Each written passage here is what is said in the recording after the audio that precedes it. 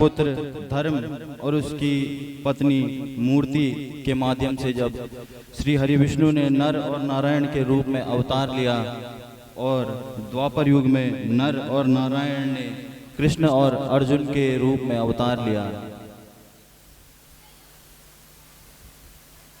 पूर्व काल में नर और नारायण केदार वन में जाकर पार्थिव लिंग की घोर तपस्या करने लगे।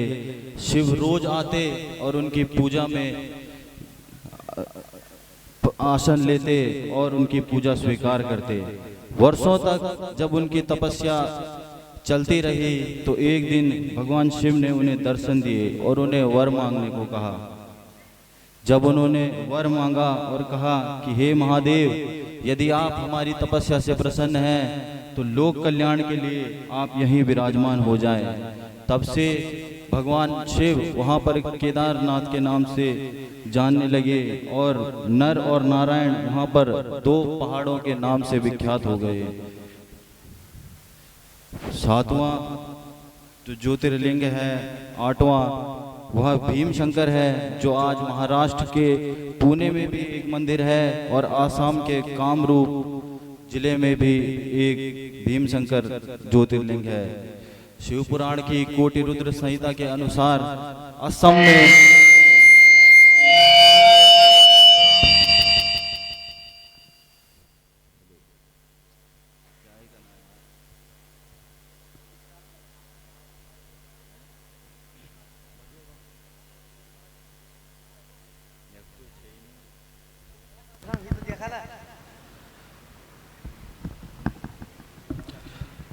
कोटि रुद्र संहिता के अनुसार जो असम के कामरूप जिले में जो भीम शंकर है उसे ही आठवां ज्योतिर्लिंग माना गया है। पूर्व काल में भीम नाम का एक पराक्रमी राक्षस हुआ। वह उसकी माता करकटी के साथ उस वन में रहता था। बड़े होने पर भीम राक्षस ने जब अपनी माता से अपने पिता के बारे में पूछा तो उसकी माता ने बताया कि तुम्हारे पिता का नाम कुंभकर्ण है, जो कि श्री रामचंद्र के द्वारा जिनका वध हुआ, और उससे पहले मेरे पति का नाम विराट था, जिन्हें भगवान विष्णु ने मारा। उसके मन में भगवान विष्णु के प्रति बदला जागा और वह 1000 वर्षों तक ब्रह्मा की तपस्या करने लगा। जब ब्रह्मा जी को उसने अपनी तपस्या से प्रसन्न कर लिया तो ब्रह्मा जी ने उसे वर दिया अत्यंत शक्तिशाली और अमर होने का। इसके बाद वह इंद्र सहित सभी देवताओं को पराजित करके विष्णु लोक की ओर गया और विष्णु भगवान को पराजित कर दिया। जब उसकी नज़र पृथ्वी पर पड़ी तो वह कामरूप देश में गया, जहाँ के राजा का नाम सुदक्षिण था और वह राजा शिव का बहुत बड़ा भक्त था।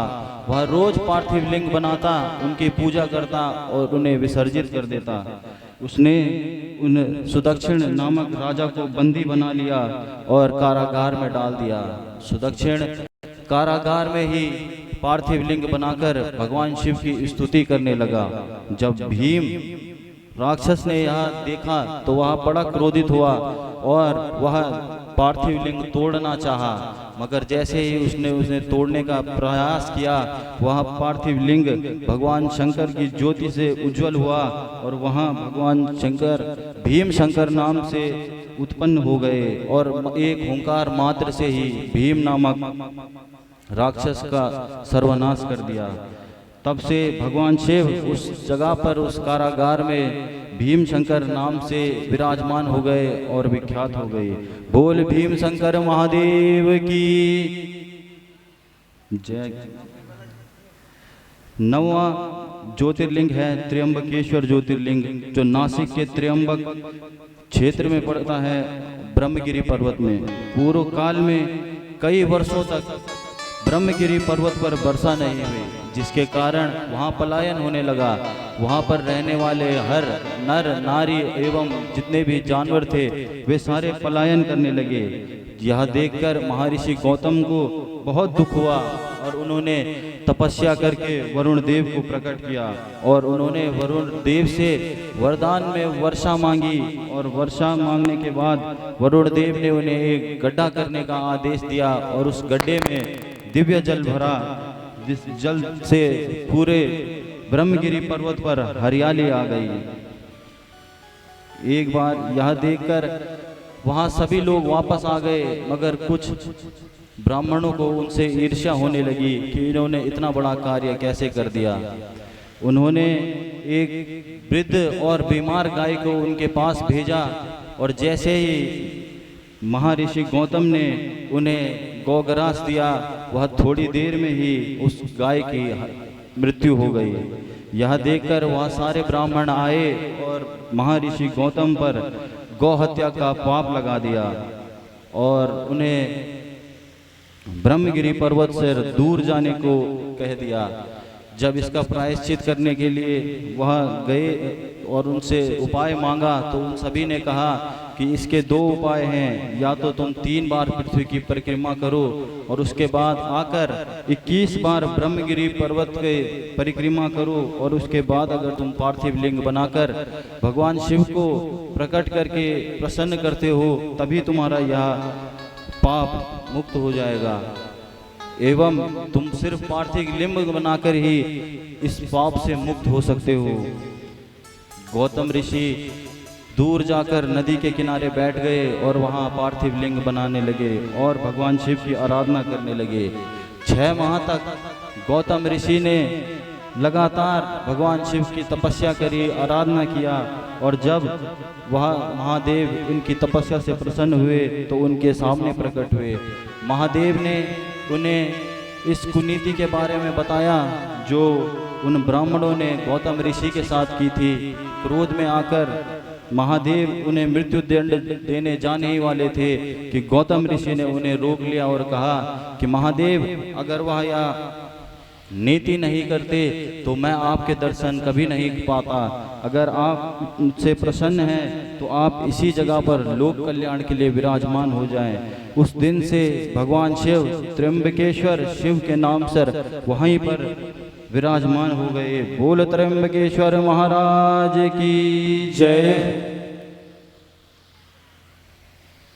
11वां ज्योतिर्लिंग जो रामेश्वर जगह पर स्थित है तमिलनाडु राज्य के, यह उत्पन्न की कथा तब की है जब भगवान राम सेतु बांध पर भगवान शिव की आराधना करना चाहते थे और वहाँ पर पार्थिव लिंग बनाना चाहते थे। और जब उन्होंने वहाँ भगवान शिव की आराधना करी और जिसके पुरोहित स्वयं रावण थे, तब जो उन्होंने लिंग वहाँ बनाया था वह रामेश्वर के नाम से विख्यात हुआ। रामेश्वर यानी जिसका ईश्वर राम है उसे रामेश्वर कहते हैं। 12वां ज्योतिर्लिंग जो है वह राजस्थान के शिवर नामक गांव में है जिसका नाम घुसमेश्वर है। दक्षिण राजस्थान में देवगिरी नाम का एक पर्वत था जहां ब्राह्मण सुधर्मा अपनी पत्नी सुदेहा के साथ रहता था। वह रोज शिव की पूजा करता और अथा सुदेहा और सुधर्मा जो 2 ब्राह्मण पति पत्नियां थे उनमें बहुत प्रेम था। बहुत प्रेम होने के बावजूद भी उन्हें कभी कोई संतान की प्राप्ति नहीं हुई। इससे आस पड़ोस के लोग उन्हें बहुत ताना देते थे। यह सुदेहा से देखा नहीं गया और उसने सोचा कि मैं अपने पति का विवाह अपनी बहन भूष्मा से करवा देती हूँ।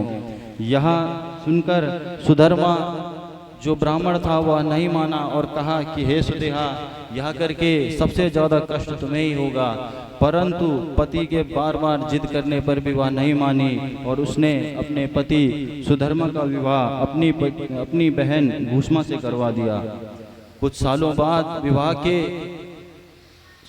सुधर्म और भूष्मा का एक बच्चा पैदा हो गया और वह खुशी खुशी रहने लगे। जब सुधर्मा का एक बच्चा हो गया तो उसकी पत्नी सुदेहा को उससे ईर्ष्या होने लगी। वह अपनी बहन से मन ही मन ईर्ष्या करने लगी और जब उसकी पुत्र वधू आई तो भूष्मा को बहुत ज़्यादा प्यार सम्मान मिलने लगा जो उससे देखा न गया।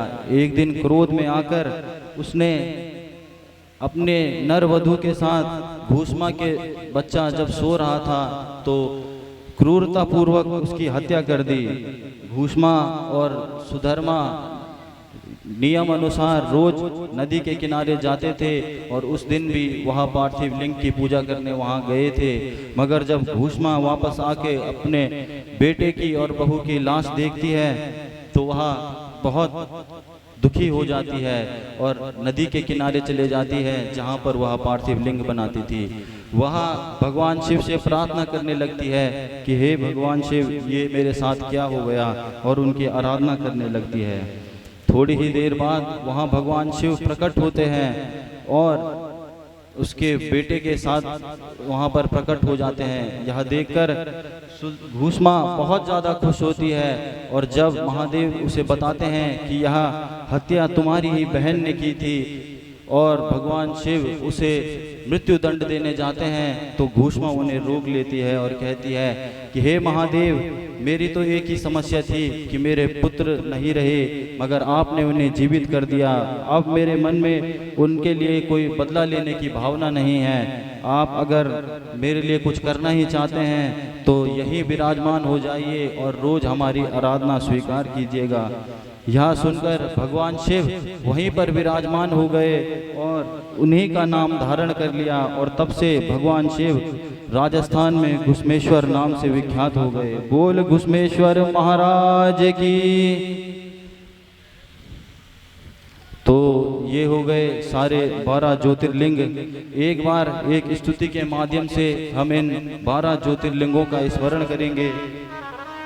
हरि ओम। सौराष्ट्रे सोमनाथं च श्रीशैले मल्लिकार्जुनम् उज्जैन्यां महाकालं ओंकालं ममलेश्वरलं परल्यां वैद्यनाथं च डाकिन्यां भीमशंकरं सेतुबन्धे तु रामेशं नागेशं दारुकावने वाराणस्यां तु विश्वेशं त्र्यंबकं गौतमी तटे हिमालये तु केदारं घुसमेशं च शिवालये। एतानि ज्योतिर्लिंगानि सायां प्रातः पठे नरा सप्त जन्म कृतं पापम स्मरणेन विनेश्यति।